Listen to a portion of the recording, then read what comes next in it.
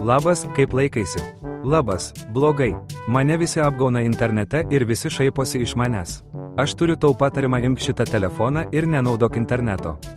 Geras, puikiai idėja. Labas, kaip laikaisi? Labas, labai gerai. Dar niekas manęs neapgavo.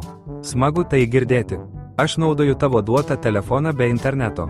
Nepatikėsi, man vakar skambino trumpas, tikrasis, balsas identiškas. Rimtai. Kvietė susitikti, sakė eisim pažiūrėti Didįjį Gatsby, bet sakė, kad reikia pervesti pinigus už bilietus.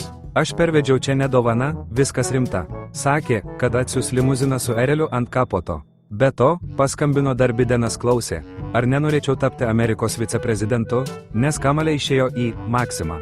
O šiandien dar skambino kažkoks žmogus, sakė, kad laimėjau kosminį bilietą į Marsą, tik reikia nupirkti šalmą iš jų firmos. Už 8000 eurų, bet čia smulkmena juk sakė, kad gražins, kai nuskrisim.